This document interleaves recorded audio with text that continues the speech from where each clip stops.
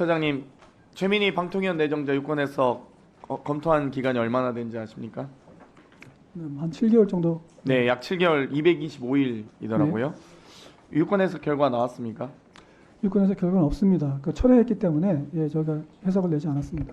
보통 평균적으로 지금 법제처 법령 해석 기간 보니까 회신 기간이 보통 2021년 37.9일, 2023년 39.6일, 2024년 39일이더라고요.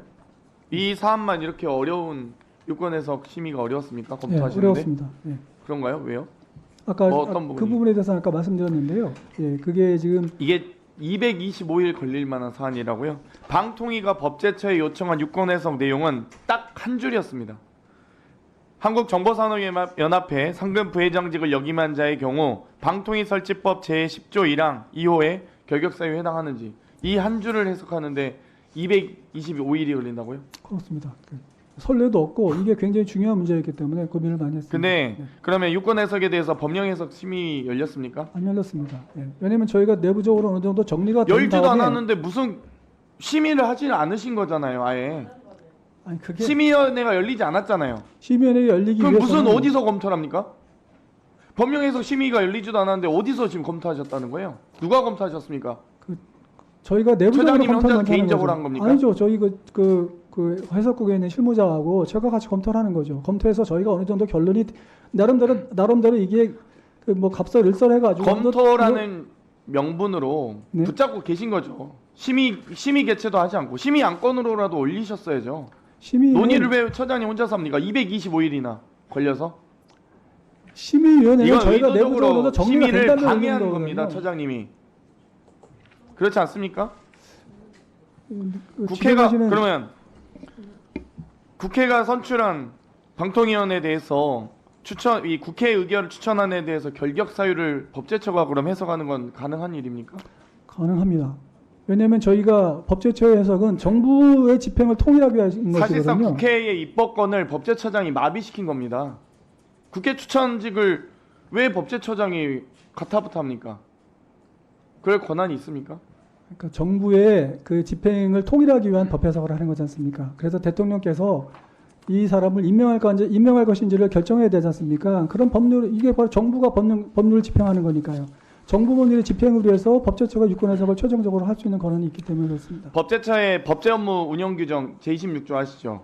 말씀하십시오. 행정관계법령에 대한 해석을 한다. 그렇습니다. 헌법기관이 소관하는 법령에 대한 해석권도 있습니까? 법제처가? 헌법기관에 대한 헌법에 대해서는 저희가 해석하지 않습니다. 그렇죠. 국회 추천도 헌법기관에 소관하는 이 권한 아닙니까?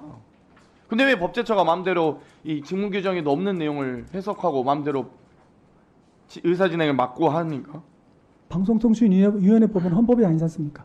국회 추천 권한이잖아요. 근데 아니, 방송통신위원회법의 국회가 권한을 결격사유. 행사해서 추천을 했는데 방통위가 그걸 막을 권한이 있는지 또 법제처가 막을 권한이 있습니까? 방통위 법에 의해서 국회에 추천을 하지만 국회가 추천하는 권한 자체가 국회 의결로 권한으로 의결한 거 아닙니까? 그러면 개인이 국회의장 개인이 추천했습니까? 아니잖아요. 국회 본회의 의결을 통과한 안건 아닙니까? 그리고 의원님께서 질문하시는 취지는 국회에서 의결을 하면 무조건 다 임명해야 된다 그런 취지로 그렇죠. 말씀하시는 겁니까? 그렇죠. 그 그게 부분에- 상권 분립 아닙니까? 그 부분에 대해서는 저는 동의하지 않습니다. 왜냐하면 용어가 추천이지 않습니까? 국회가 본회의 의결로 추천을 했는데 그럼 그걸 대통령이 하기 싫다고 막거나 아니, 법제처가 유권 해석을 마음대로 해가지고 국회 추천 권한을 제한할 수 있습니까? 아니요. 법제처가 국회 입법권을 제한할 수 있습니까? 그렇게 말이 안 되죠, 그건. 아니죠. 왜냐하면 그렇게 말씀하신다면 국회에서 추천하는 것은 반드시 임명해야 된다 그러면 임명해야죠. 국회가 임명권을 행사하는 거지 않습니까? 그러면 거부권을 행사하는 거죠. 국회 추천 권한에 대해서 그러면 법제처나 또는 대통령이 거부권을 행사할 수 있습니까? 인사에 대해서 입법도 아니고 법안이 아니지 않습니까? 추천직은. 아니요. 그렇게 말씀하시면은 국회가 행정부 공무원을 임명하게 되잖아요. 아니 권한도 없다니까요. 법제처는 법제처가 국회 추천 권한을 막을 권한이 어디 있냐고요. 저희가 막는 것이 아니고 대통령의 임명권 행사를 보좌하는 거 아닙니까? 대통령도 임명 권한을 거부할 수 있는 권한이 없잖아요. 국회 추천에 대해서 왜 대통령이 거부권 행사합니까? 입법권도 아니, 여러 결격사유가 없는데 해석도 안 하고 심의 심의 개최도 안 하셨잖아요. 아니, 심의 개최는 최종적으로 하는 것이니까요. 네. 이 부분도 국민들이 잘못 인식할 수 있기 때문에 처장님 말씀에 처장님 대법원장은 국회에서 본회 의결 사항이죠. 대법원장. 그렇습니다. 그러면 의결해서 하면 국회에서 대법원장을 임명하는 겁니까? 그건 아니잖아요. 헌법재판관, 헌법재판관, 대법관 국회에서 다 의결하거든요.